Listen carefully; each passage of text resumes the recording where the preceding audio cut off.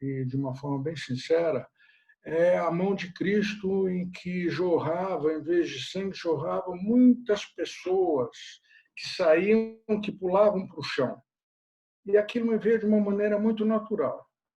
E não tinha ideia do que poderia, do significado daquilo lá. Era uma coisa interessante para mim. Então, conheci o professor Pietro Maria Bardi, que me proporcionou com 23 anos a minha primeira exposição individual no Museu de Arte de São Paulo. Isso criou em mim uma grande senso de responsabilidade no sentido de poder dar uma resposta àquela grande oportunidade, grande responsabilidade.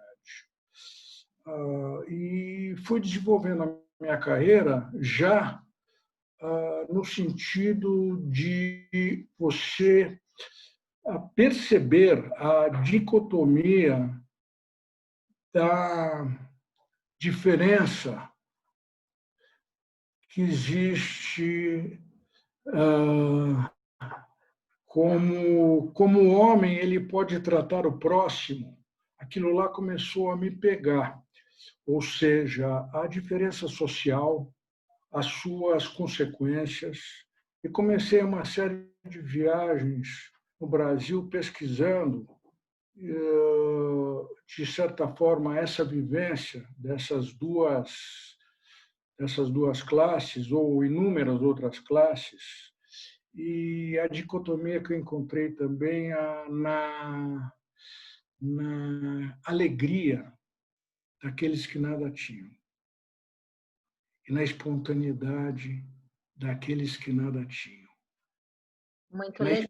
espiritualidade daqueles que tinham pouquíssimo, que vinham de encontro a todo o meu habitat aqui em São Paulo. Aquilo me chocou muito e resultou num primeiro livro que foi editado em Paris por um excelente editor, o editor que fez o livro do Salvador Dalí, aquele livro dourado do Salvador Dalí, e nós nos tornamos amigos, e ele se interessou em fazer um livro comigo, e aí eu contava nesse livro, eu conto, um livro de 200 páginas, com 3 edições, eu conto exatamente dentro daquela visão de um pós-adolescente ou já na juventude, a visão daquilo que me marcou muito. A felicidade nas pessoas, a importância da matéria, já pressentindo que a importância da espiritualidade, mas não a nominando ainda. Então, eu pintei o Pequeno Caipora, eu pintei, nossa, pessoas que vivem no meu coração até hoje, que devem estar hoje com 60 anos, até mais, mas que, sem eles saberem, fazem parte e com a minha gratidão pelos seus depoimentos e pelos seus ensinamentos, tão simples e tão profundos. Delícia. Que delícia, Carlos. Conta pra gente, quando é que foi editado esse livro em Paris que você está falando? Esse livro, uma boa pergunta, viu? Porque eu estou com 70 anos. Ele foi editado, se não me engano, em 1984, se não me engano, a primeira edição. Eu tinha 34 anos naquela época. E porque depois, logo em seguida, em Paris, eu recebi um convite aí que eu comecei a perceber que as coincidências eram muitas para serem coincidências. Parece que alguém comandava essas coincidências. Eu recebi de imediato um convite de uma das grandes editoras vivas, a Ariane Lancel, de litografias. E ela tinha feito litografias com artistas que, quando ela me convidou a fazer, eu também fiquei meio estupefado, porque a última que ela fez foi com Salvador Dalí, a maneira com que ele via a figura de Deus. Com Anthony Quinn, ela tinha feito a mesma forma, porque a origem do Anthony Quinn é de índios mexicanos, como ele via a Deus.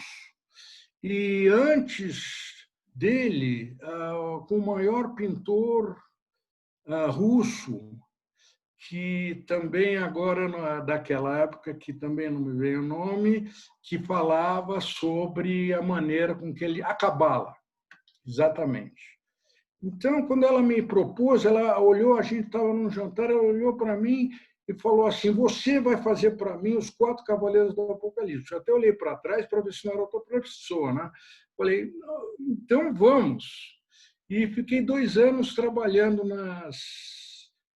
com os litógrafos parisienses, desenvolvendo o livro com ela, que o texto se baseava em São João, o Apocalipse de São João, e Blasco Ibáñez, que ela fez uma mistura de textos que fala sobre os 4 cavaleiros do Apocalipse. Foi lançado em Paris, na Galeria Furstenberg. A esposa do presidente Mitterrand, que inaugurou a exposição, e foi muito, muito legal. Mas, conforme eu havia dito antes, as indagações tornaram-se cada vez maiores. Essas coincidências estão, de alguma forma, me levando a um caminho que não sou eu estou sendo guiado. Foi aí que, então, eu, vivenciando Paris, eu resolvi retornar ao Brasil e me ater a um projeto da Bíblia. Sensacional. Por que isso? Você quer que eu continue? Quero sim.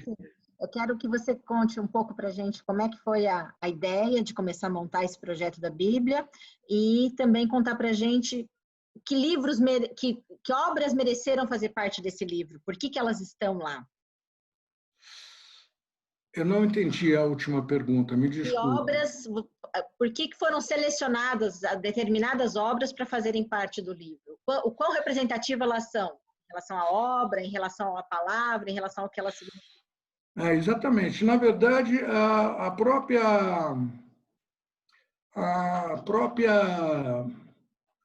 próprio interesse pela diferença social já era o despertar de uma sensibilidade para uma parte espiritual que adviria mais tarde. Pela graça de Deus, não são méritos meus, são graças, são bênçãos. Todos nós somos iguais e todos nós temos talentos. Eu estou falando do meu talento, não querendo, mas todos têm possibilidade disso através do talento que foi dado. Com certeza. Então, eu, digamos, percebi que do lado, Cláudia, do lado da minha cama tinha uma Bíblia. E essa Bíblia, que eu sempre achei um pouco antiga, com palavras antigas, eu a abri em Mateus e comecei a entender perfeitamente, e começaram a fazer um sentido enorme dentro das minhas questões existenciais. Todas as minhas dúvidas começaram a ser resolvidas através da palavra. Esse seria um primeiro passo daquilo que nós nominamos de conversão. Entendeu? Que vem pela graça também. Nós estamos falando nós estamos falando da humanidade, e eu estou narrando a minha experiência como parte da humanidade. É uma narrativa que tem, se não a igualdade, muita semelhança com todos os viventes que vivenciaram isso. Sensacional. Aí conta pra gente como é que começou esse projeto da Bíblia. Bom, agora que eu me recordo que antes disso, quando o padre Anchieta foi canonizado, você vê que também não é coincidência. O governo do Estado de São Paulo me pediu para fazer um quadro que fosse dado ao Papa, em nome do Estado, que na cerimônia de beatificação do padre Anchieta. Que Eu demais. me lembro, eu me lembro que eu acordei em casa uma determinada hora, isso bem antes de eu tomar essas decisões, bem antes de fazer o livro, bem antes.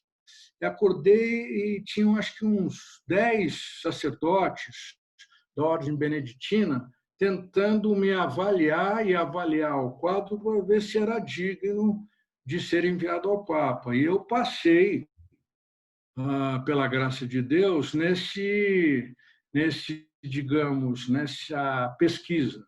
Então, o quadro foi enviado, foi fazer parte da cerimônia do Vaticano em que o padre Anchieta foi canonizado e também foi uma espécie de chamado, de alerta, entendeu? Com certeza. E então aí falou, não, eu já agora entendi. Eu devo executar com o talento que me foi dado a narrativa bíblica. Por quê? Porque ela contém a verdade. Por quê? Porque ela é necessária em todos os tempos. Nós estamos numa pandemia, isolados, com nós mesmos. Nós não estamos sozinhos. Nós podemos ficar sozinhos, mas nunca estaremos sozinhos se nós nos conectarmos com o nosso Pai. E o nosso Pai nos alimenta diariamente. Com certeza. Eu vou entrar numa vertente filosófica que talvez eu vá deixar para o final e falar talvez mais sobre... Vamos voltar um pouquinho, que eu queria que você dividisse conosco. Pois Vamos não. conversar sobre essa vertente realmente no final. Eu queria deixar a terceira parte da nossa conversa para falar efetivamente sobre isso, falar um pouco da pandemia, que para nós hoje sendo muito importante para todas as pessoas, né? Mas gostaria que você falasse um pouquinho para a gente, que é uma coisa que eu sei que quando as pessoas falam, você fala que não é realmente o mais importante, que o mais importante é o que cada uma das obras traz como benefício, como mensagem, mas eu queria que você dividisse conosco um pouquinho Pois a não. técnica da sua obra, porque é uma técnica ímpar, porque você é o único artista que pinta desta forma, e eu acho que é muito importante as pessoas saberem como é que é essa técnica. Desde Está o muito bem. início. Aliás, é um dever meu também poder explicar como eu desenvolvo a pintura, porque a única coisa que eu peço às pessoas é que desenvolvam essa técnica, que não é minha, é uma técnica que também vem já da Renascença, com diferentes materiais, talvez mais modernizados. Essa técnica, digamos, que eles façam, tenham a responsabilidade com o seu próximo no sentido de passar boas mensagens. Entendeu? Boas mensagens através da visão. Os olhos são órgãos muito importantes, são as janelas da alma. Então, que eles tenham a responsabilidade, com o talento que foi dado, de passar boas coisas para que as pessoas aprendam, não através de uma experiência humana igual a deles, mas através da verdade que sempre existiu. Muito bom. Então, conta pra gente como é que é a técnica da velatura, como é que ela é feita? A técnica da velatura é assim. A técnica da velatura pode ser encontrada em qualquer livro sobre técnicas de pintura, ou seja, são camadas. Velaturas são camadas de tintas superpostas, velaturas. Então, no meu caso, eu começo com uma preparação de tela bem especial, ou seja, eu preparo com tela de algodão grosso, eu preparo a tela com 9 camadas de tinta antes de começar a pintar, 3 de verniz acrílico, 3 de gesso acrílico e 3 de tinta a óleo branca, branco de titânio a óleo, aí no caso. Porque quando você entra no óleo, não pode mais voltar para o acrílico. Agora, entre essas camadas, existe um determinado lixamento para que se amenize a textura do algodão que entra como base. A partir de então, você tem um suporte de tela para começar o trabalho. Então, você veja que é um trabalho que, logo no começo, requer um trabalho exaustivo mesmo, porque já estamos falando sobre 9 camadas antes de começar a pintar. Exatamente. Só um segundinho, Carlos. Isso é o que as pessoas geralmente nos perguntam. Por que quando eu olho o trabalho do Carlos, eu não consigo enxergar a textura da tela? Eu enxergo uma coisa homogênea. E agora você está explicando exatamente esse porquê. O porquê disso? Porque a tela é lisa. Exatamente. Você passou tantas camadas de tinta e de outros produtos que você acabou de dizer, faz com que você deixe ela completamente lisa para poder começar a pintar a tela. Então, esse é um dos segredos que todo mundo nos pergunta no dia a dia na galeria. Pode continuar, Carlos, contando a sua técnica. Tá bom. Agora, o aglutinante. O aglutinante, quem me ensinou foi numa conversa de 15 minutos que eu tive antes de uma reunião num bar de esquina, tomando um café com o Mário Gruber. Nos encontramos e ele falou, qual é o aglutinante que você usa? Eu falei, óleo de linhaça. Ele falou, mas você queima o óleo de linhaça? Eu falei, não. E ele falou assim, olha, você tem que queimar o óleo de linhaça para que você oxide as moléculas do óleo e ele, o tempo já interfira nele, em vez de 10 anos para que o tempo interfira, você já tem uma interferência imediata nesse substrato para que você possa, primeiro, ter uma secagem mais rápida, segundo, ter efeitos de óleo, que o óleo ele modifica muito, mais rapidamente, devido a essa queimada. Então, ele me contava que ele ia em terrenos baldios, ele é falecido, infelizmente, mas ele ia em terrenos baldios e fazia um pandemônio lá, porque ele pegava, digamos, barris de metal, enchia de óleo de linhaça e tocava fogo, entendeu? E tinha determinados sinais em que você parava de... Quando o óleo pegava fogo, é perigoso. Quando o óleo pegava fogo, ele tampava para que não houvesse mais oxigenação, o fogo parava e você, de alguma forma, deixava aquele óleo esfriar para ser utilizado, então, dentro de talvez 4 dias, para que fique bem tranquila a coisa, entendeu? E ninguém se queime. Eu mesmo já tive acidentes em que eu senti uma proteção muito grande, porque era para eu estar frito de óleo. Com certeza, todos passam por isso nas suas profissões. Imagina nessa situação de você mexer com óleo quente. Aí conta pra gente, Carlos, a hora você começa a pintar, nem todo mundo sabe que aí eu, digamos, tempo. Dentro desse óleo, nós chamamos de aglutinante, que é aquilo que liga o pigmento à tela. Ele aglutina os dois. Então, eu utilizo meus pigmentos e, com esse óleo, a pintura seca mais depressa. E eu vou criando as manchas. Na finalização de uma obra, chega a ter talvez 30 camadas de tinta até ela ser finalizada.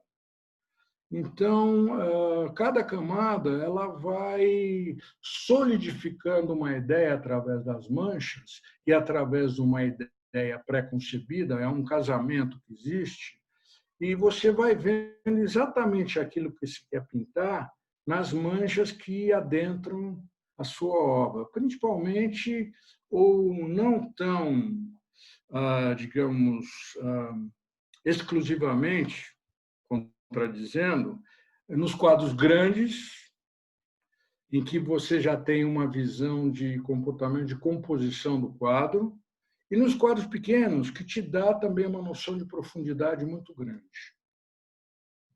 Muito legal, muito legal. Conta pra gente um pouquinho isso que eu perguntei há pouco, eu te interrompi um pouquinho, perguntando a respeito de que obra que você pinta? Você pintou uma obra, várias obras, como é que é essa situação do artista com a sua obra? Bom, eu posso, digamos, o artista com a sua obra, eu diria no meu caso, porque cada caso é um caso.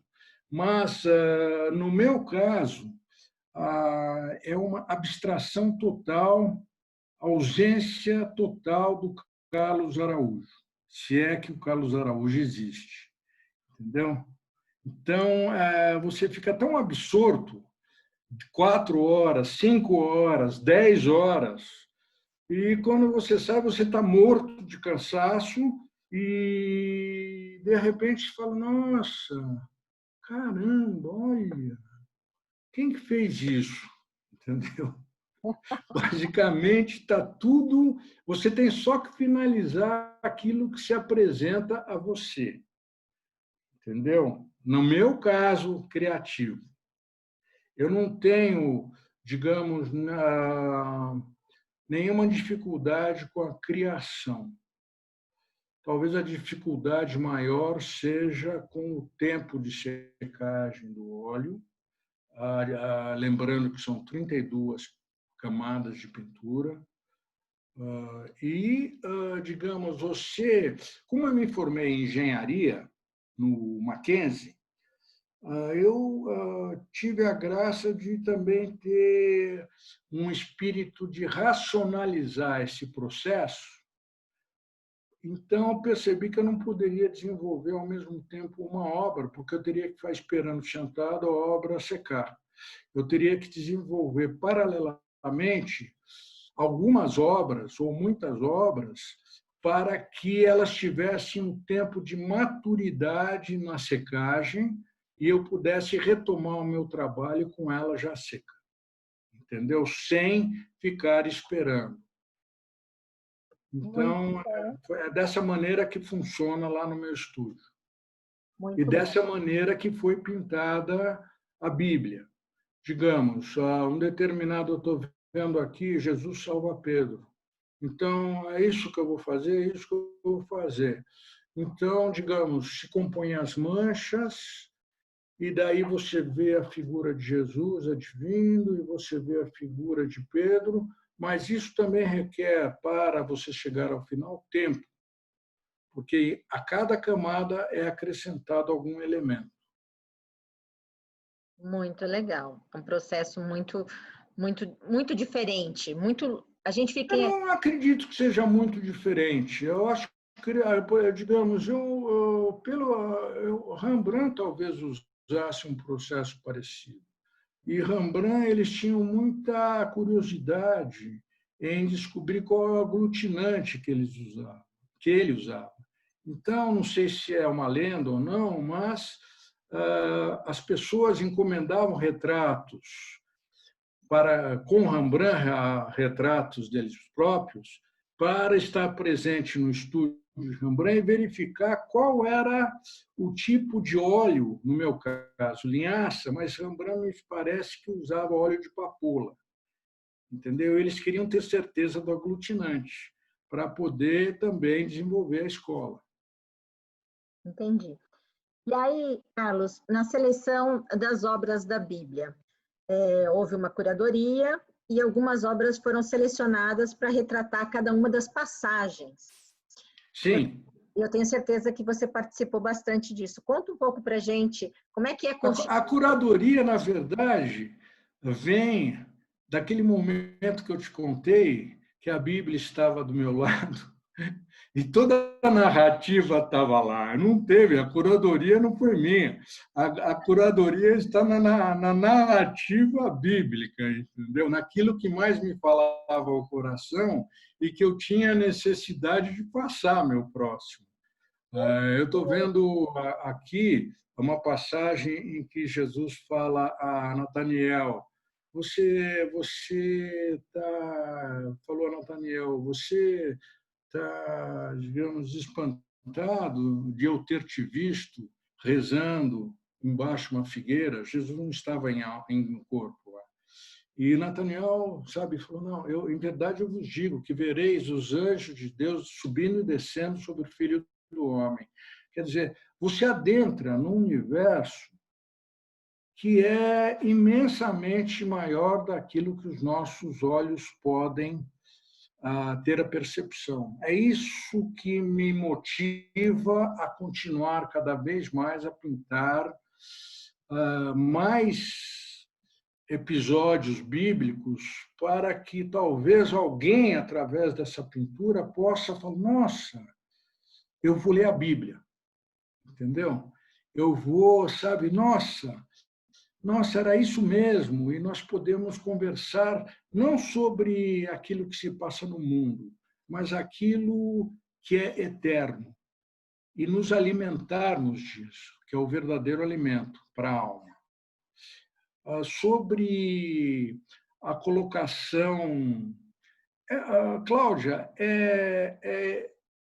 não dá para... digamos, eu não fiz nenhum curso litúrgico, mas quando você é tocado, e não é digamos, um privilégio meu, é um privilégio de toda a humanidade. É isso, nós somos iguais. Nós somos exatamente, ninguém é melhor que o outro.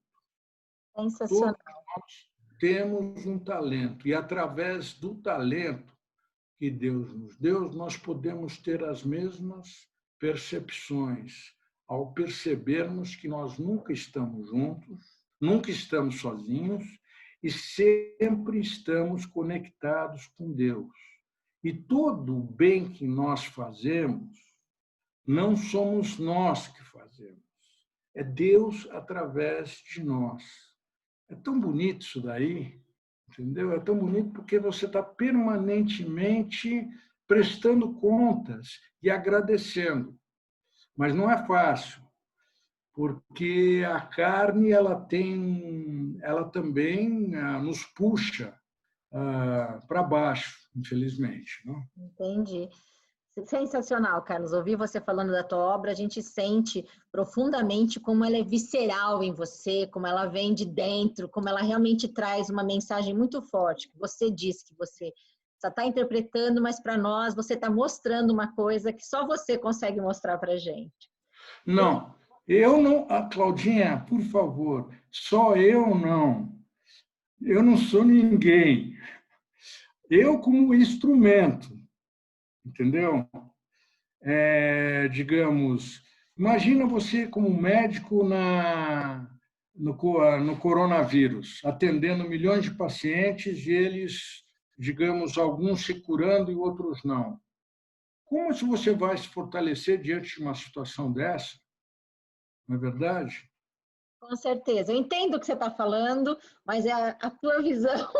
Eu queria que você contasse um pouquinho para a gente, Carlos, como é que foi esse convite para você expor no Panteão, em Roma. Eu sei que você tem exposições muito importantes na sua carreira, mas queria que você contasse um pouquinho para a gente dessa. Foi um convite que também me surpreendeu, porque foi o que eu falei a você, talvez porque quando nós conseguimos editar a Bíblia, há mais ou menos 12 anos atrás, na vinda do Papa Bento XVI, já foi um outro ato miraculoso, porque eu já estava desenvolvendo a Bíblia, mas porém nunca acabava, né? E até era cobrado pela minha família e falava: você nunca vai acabar, nunca vai acabar.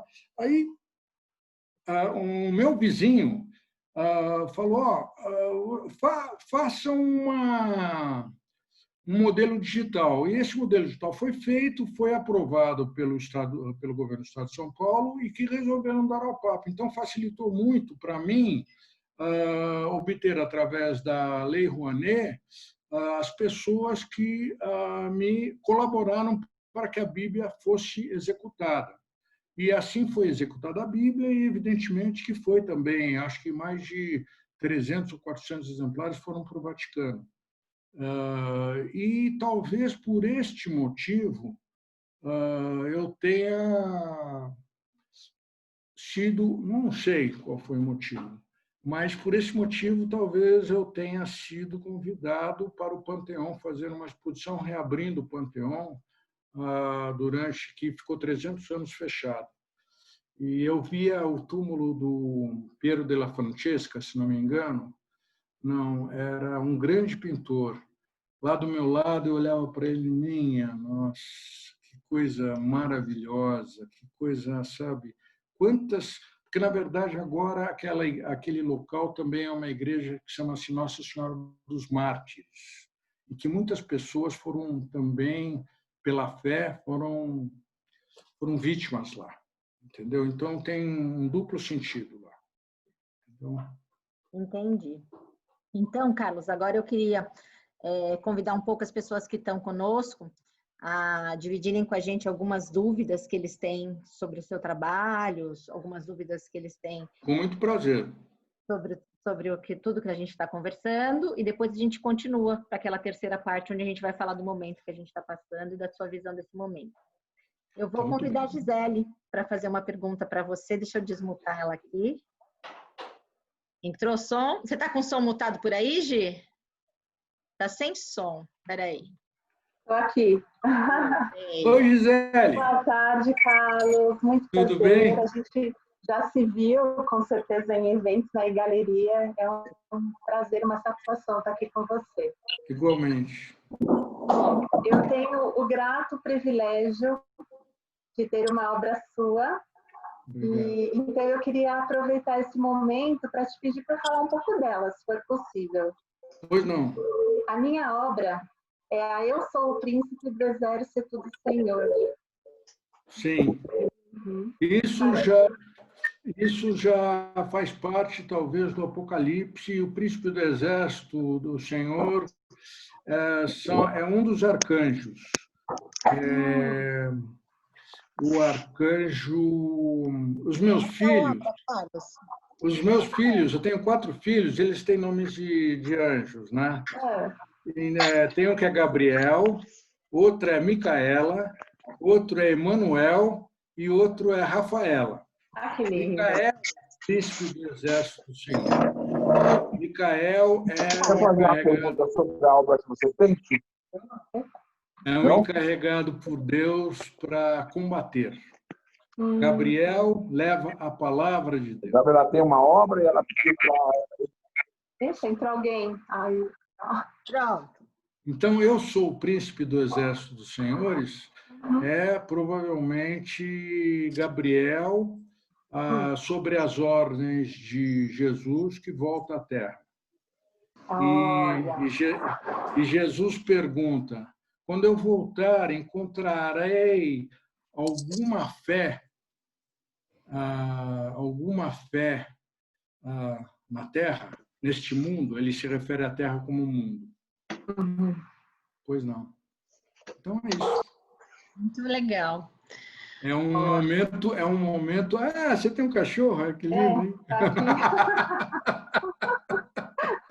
Tá te ouvindo também. E tem um livro aí atrás maravilhoso também, né? Tem um livro atrás de você? Muito bonito. Tem o seu quadro ali. Eu vi o meu quadro, mas não dá para ver ele inteirinho. Mas é muito legal. Muito bom, fiquei feliz. Consegui, então, agora nomear o meu anjo. Então, é o Gabriel. Isso aí. Olha, você está bem acompanhada, viu? Mas depende de você, né? Não depende dele, depende de você. A luz é a gente que traz, né, para nós. Obrigada, Carlos. Muito obrigada. Obrigada, Cláudia. Eu que agradeço. Muito bom. Queria trazer essa linha aqui agora. A linha está nos ouvindo? Estou escutando, sim. Oi, Xalinha, tudo bem? Eu vou começar a chorar aqui, hein? Tá tudo bem, mas eu vou começar a chorar, porque um artista...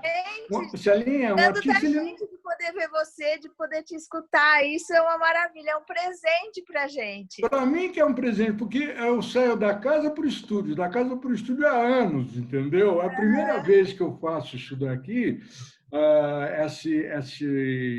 esse projeto, graças à Cláudia, e tá sendo uma surpresa agradabilíssima, está me comovendo muito. Que bom! Eu que agradeço, diga. Você quer fazer a sua pergunta ou quer que eu repita a pergunta que você me mandou, Celinha? Eu posso fazer a primeira pergunta. Vamos lá. É que assim, que hoje nós estamos numa situação dessa de pandemia e a gente provoca na gente a reflexão, a introspecção, e eu acho que isso tem tudo a ver com as suas obras, sabe? Eu acho que quando a gente olha uma obra tua, a gente também entra nesse estágio, sabe? De olhar para dentro da gente. E eu queria saber, nesse momento de pandemia, nesse momento que todo mundo está sentindo essas coisas, como fica você como artista, como fica o teu processo de criação, o que você sente? Fala um pouquinho sobre você nessa hora. Bom, primeiro, todos nós somos um. Então, você está me escutando? Porque a imagem ficou parada. Parou? Estamos todos te ouvindo, Carlos. Então, como todos nós somos um e fomos criados pelo mesmo Criador, é impossível que nós não soframos pelo próximo, da mesma maneira que nós devemos amá-lo. Então, é um momento de tristeza, e dentro da Bíblia, quando perguntaram a Jesus por que esse nasceu cego, ou por que este nasceu aleijado, ou por que aquele é leproso, foi porque ele pecou, os seus pais pecaram? Jesus respondeu. É muito bom, Jesus respondeu o seguinte: não foi nem porque ele pecou, nem porque os seus pais pecaram, para que se manifeste nele a vontade de Deus. É para que se manifeste nele a vontade de Deus. Então, sabendo que Deus é onipresente e onipotente e que está nos vendo nesta situação, e como ela mesma falou, nesses momentos de introspecção até forçada, de uma meditação forçada, Deus nos convida a conviver mais com Ele para que esse sofrimento seja amenizado, para que nós compreendamos que a nossa peregrinação terrestre é passageira, para que nós possamos aprender aquilo que nós não, infelizmente, até agora não aprendemos, e a gente só olhar os noticiários antes do coronavírus, ou na guerra do Vietnã, ou antes disso na Segunda Guerra, etc., etc. A gente é incalculável aquilo que eu poderia citar. Mas que o homem ele precisa se voltar mais ao amor ao próximo, a combater a desigualdade. O coronavírus está nos mostrando situações de desigualdade muito grande, em que a nossa consciência é afetada. Por mais dura que ela possa ser, ela começa a amolecer e fala: nossa, o que eu posso fazer pelo meu próximo? Eu vejo, nesse sentido, a nossa resposta àquilo que está acontecendo. E eu pergunto a você, o que você pode fazer pelo seu próximo? Se for uma oração, faça uma oração sincera. Você perguntou a meu respeito. O que eu tenho feito é desesperadamente acabar uma segunda edição com apoio cultural do Panteão, para que nós possamos editar ela de forma em 12 línguas e que possa ser conhecida em outros lugares através da imagem também, a palavra, para que possa ser amenizado o sofrimento humano. entendeu? É a parte que eu posso fazer, entendeu? E pergunte a você, nossa, que maneira eu poderei auxiliar o meu irmão? Será que não é uma grande questão que se levanta a humanidade agora? Na África, o ebola, sabe, foi terrível, mas essa epidemia, o Covid-19, ela abrange o mundo todo, é uma pandemia. Então, todos nós sentimos na pele o que é ter uma pandemia vizinha a você, entendeu? Aham. E, Perfeito. através dessa experiência, crescer, evidentemente ajudando os outros. Não tem outra, é amor. Amor ao próximo. De que maneira? Você deverá saber, entendeu? De uma maneira genuína. Não é verdade? Perfeito, Carlos. Você tem uma outra resposta a tudo isso? Não, perfeito. Adorei. Muito obrigada. Muito bom. E também sabendo... Ai, ó. Só um minuto, Carlos, desculpa. Aqui. Eu tenho que tirar o som. Tô brincando, puxa. Acho que eu consegui. Só um minuto. Estão me ouvindo? Eu estou. Ótimo. Então, entraram umas outras perguntas durante essa semana. Uma delas foi do Serra, que não está aqui conosco hoje, pediu que ele é um engenheiro, e pediu para perguntar como é que um engenheiro foi parar numa pintura tão introspectiva e tão profunda como a sua. E olha que eu também sou engenheira, hein? Por uma obrigação filial, porque eu me formei em engenharia, aliás, fiz um curso, não fui um grande aluno, mas me formei para dar uma resposta a todo o esforço que a minha família tinha feito por mim. Entendi. Entendeu? Mas eu pensava que pudesse ter o pé nas duas canoas, ou seja, viver da engenharia para poder me dedicar com mais liberdade à pintura, que já vinha desde a minha adolescência, como eu contei. Mas eu vi que, em uma determinada hora, eu tive que optar. Então, eu digo que a engenharia me ajudou muito na programação e na racionalização de processos de pintura, de compreensão, digamos, mais do tempo de realização, como se fosse uma grande construção em que você vai pondo tijolo a tijolo com mais, digamos, racionalidade. Amigos meus, artistas, eles são como eu, só que são idealistas. Oh, vamos. Eu tenho talvez um pouquinho mais de, talvez, não sei, pé no chão devido a esses 5 anos de engenharia. Você é engenheira, Cláudia? Eu sou engenheira mecânica. Engenheira mecânica. Olha, que linda! E eu que pergunto, e como é que você... Algumas pessoas que estão aqui sabem. Na verdade, eu fui criada no meio da arte, né? Minha mãe era marchand antes de eu nascer.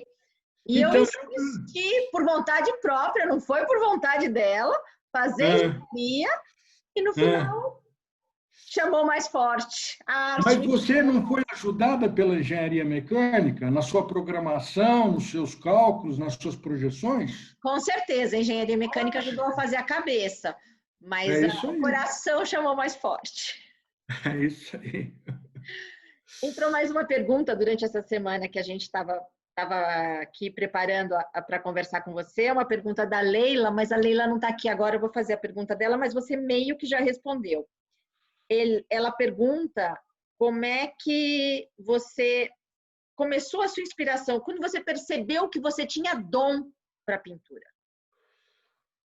Eu acho que talvez o dom para a pintura não é só o dom para a pintura, o dom para a música, o dom para a marcenaria, o dom para a mecânica, para a engenharia mecânica, para a medicina, ele vem com a empatia ou quando você despende um tempo naquilo que você realmente gosta, é maravilhoso, é uma bênção. Quantas pessoas encontram hoje em dia o seu trabalho dentro daquilo que eles realmente gostam, entendeu? Você, na verdade, não trabalha, você tem os momentos de reflexão aumentados através daquilo que você gosta de fazer. Com certeza. Aquilo que a vocação chama a gente, né? É um espaço que é preenchido por qualquer vocação. O prazer de executá-la e executá-la bem. Aliás, é uma resultante do prazer em executá-la bem. Com certeza. Agora eu queria perguntar para as pessoas presentes aqui, que nem todo mundo me mandou pergunta, se nesse momento alguém queria perguntar alguma coisa para o Carlos. Se tiver alguém aqui. Flávia, peraí que eu vou abrir seu som. Fala, Flavinha. Oi, Carlos. Fala, Flávia. Para mim é um prazer participar desse momento que só igualmente, né, para fazer isso com a gente. Ela que me apresentou, você, as suas obras, e eu sou encantada por tudo. Muito obrigado. Eu pedi aquele livro que eu comprei na sua galeria com o Carlos, que o Carlos assinou, que eu deixei na loja e sumiu.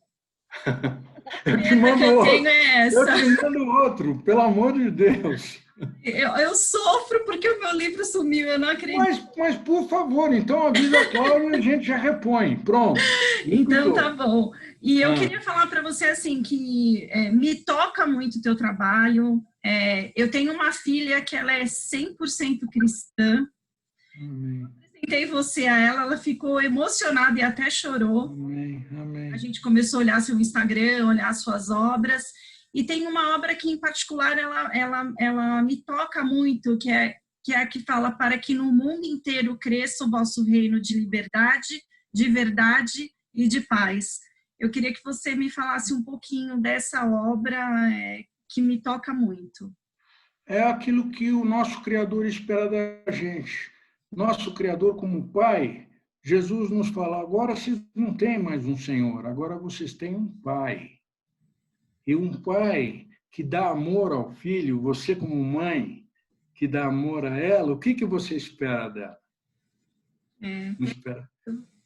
E agora eu pergunto a você, que tal ter um pai criador do universo e chamar ele de pai? O que se iguala a isso? É uma emoção muito grande para quem entende mesmo, né? Os nossos pais estariam muito contentes em nos ouvir. Então, nossos pais na carne, no mundo, estariam muito contentes, porque nós extrapolamos a carne e nascemos do Espírito. Entendeu? A nossa peregrinação eu estou começando a chorar, graças a Deus. Mas a nossa peregrinação... Eu também! É uma coisa efêmera. Nosso Pai lá em cima nos promete a eternidade na luz da face dele.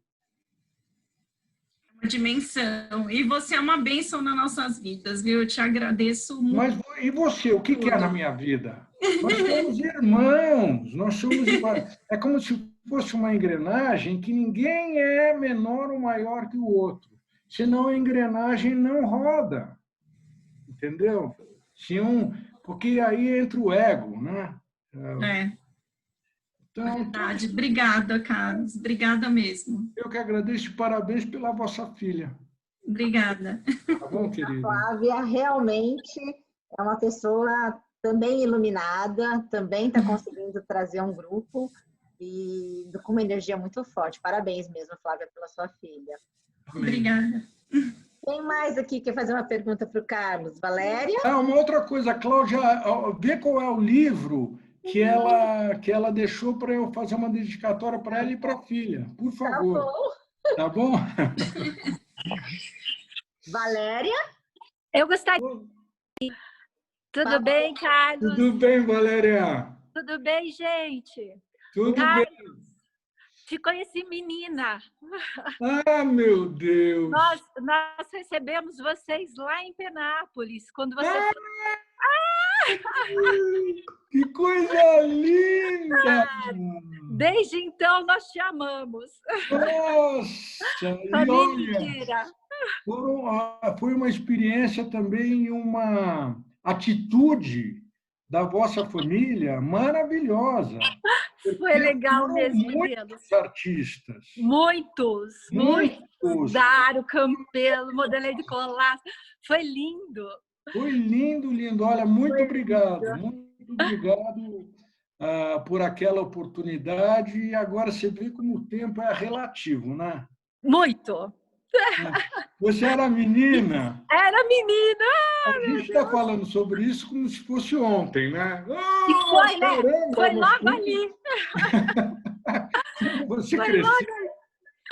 Pois é. Carlos, e todas as vezes que eu vejo suas obras, eu realmente lembro da criação de Deus. Quando a gente, acho que é Éfesos 4:8, que fala do dom, não é? Alguma coisa assim, que Deus subindo, né? Deixou o dom para os seres humanos, né? Eu sinto isso na sua obra, essa coisa leve, sabe? Uma leveza, uma coisa assim, de fluir ao Criador mesmo. E você falando, me diga uma coisa, e você falando de Deus, é você que fala ou ele que fala através de você? Sempre ele fala através de nós. Então, Sempre. Todos nós somos uma expressão dele. Nós somos. Não existe o mal. Não ele existe. Fica lá, nós somos o filho que está retornando, entendeu? Nós somos. Quando acabarmos a nossa evolução, estaremos prontos. Se Deus quiser. Mas quando o filho retorna, ele já está lá longe, de braços abertos, entendeu? Ele não fala, você tá não, ele está lá longe, braços abertos. Né? Muito obrigado, viu, a você e a vossa família. Muito Obrigada obrigado. a você, viu? Um grande abraço a vocês. Muito obrigado. Todos vocês. Vamos na luta. Vamos na luta. Vamos em frente. Amém. Com certeza. Obrigada. Tchau, querida. Carlos, nós temos mais uma pergunta aqui, só que ele mandou por mensagem para a gente. Ele está assistindo a gente aqui, mas está apagadinha a imagem dele. É o Sérgio Oliveira Eugênio. Ele pergunta: como é desenvolver uma obra tão espiritualizada em um mundo tão materialista? É um campo fértil e desafiador ao mesmo tempo?